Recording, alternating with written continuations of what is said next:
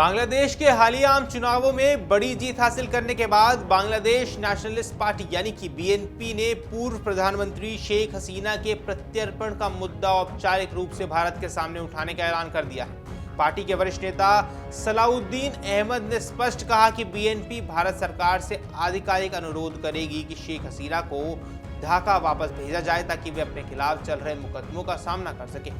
ये बयान ऐसे समय पर सामने आया है जब बीएनपी तारिक रहमान के नेतृत्व में सरकार बनाने की तैयारी में है और बांग्लादेश की राजनीति एक नए मोड़ पर खड़ी नजर आई है।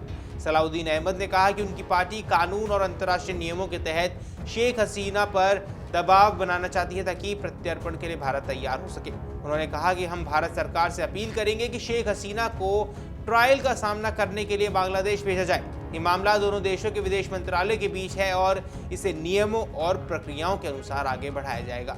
उनके इस बयान से स्पष्ट संकेत मिलता है कि बीएनपी इस मुद्दे को केवल राजनीतिक बयानबाजी तक सीमित नहीं रखना चाहती, बल्कि इसे औपचारिक कूटनीतिक प्रक्रिया के जरिए आगे बढ़ाने की भी योजना बना रही है।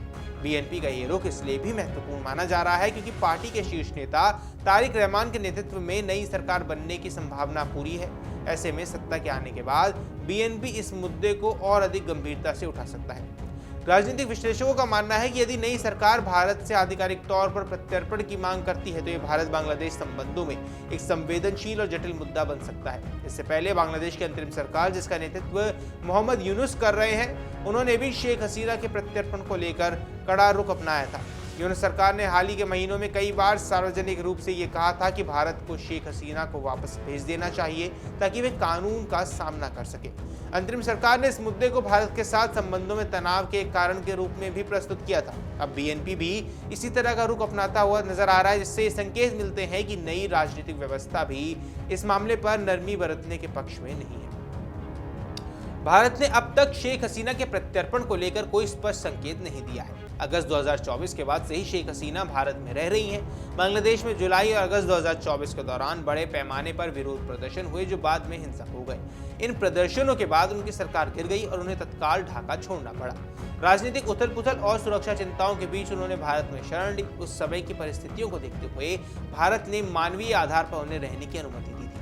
शेख हसीना के खिलाफ ढाका में उनकी अनुपस्थिति में कई मुकदमे चलाए गए हैं। उन पर हत्या सहित गंभीर आरोप लगाए गए हैं और कुछ मामलों में उन्हें मौत की सजा भी सुनाई जा चुकी है।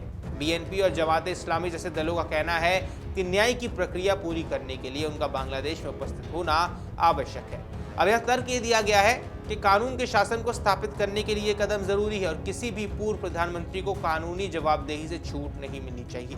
हालांकि इस पूरे मामले पर कूटनीतिक पहलू काफी ज्यादा जटिल है। भारत और बांग्लादेश के बीच प्रत्यर्पण संधि अंतर्राष्ट्रीय कानून के प्रावधानों के तहत किसी भी व्यक्ति को सौंपने से पहले कई कानूनी और राजनीतिक पहलुओं पर विचार करना पड़ता है। भारत को भी ये देखना होगा कि शेख हसीना को निष्पक्ष ट्रायल मिलेगा या नहीं और क्या उनके खिलाफ लगाए गए आरोप अंतर्राष्ट्रीय मानकों के अनुरूप न्यायिक प्रक्रियाओं के तहत परखे जा रहे हैं। इसके अलावा मानवीय और सुरक्षा संबंधों पहलुओं पर भी विचार करना अनिवार्य है। बीएनपी का सख्त रुख दोनों देशों के संबंधों में नई चुनौती पैदा कर सकता है। पिछले 1.5 दशक में भारत और बांग्लादेश के संबंधों में उल्लेखनीय सुधार जरूर हुआ है, खासकर शेख हसीना के कार्यकाल में। सुरक्षा सहयोग, सीमा प्रबंधन, आतंकवाद विरोधी समन्वय और कनेक्टिविटी परियोजनाओं में दोनों देशों के बीच गहरा तालमेल रहा है। यदि प्रत्यर्पण का मुद्दा राजनीतिक टकराव का कारण बनता है तो ये सहयोग प्रभावित हो सकता है।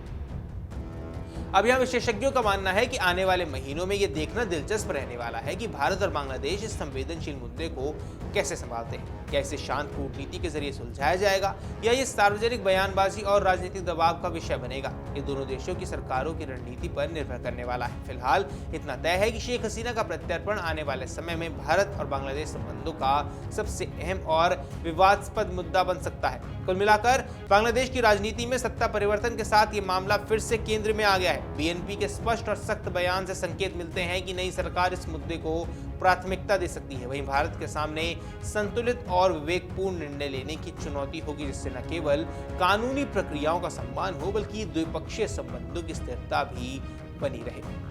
अगर आप ये वीडियो YouTube पर देख रहे हैं तो हमारे चैनल को सब्सक्राइब कर बेल आइकन दबाएं और Facebook पर देख रहे हैं तो हमारे पेज को लाइक करें।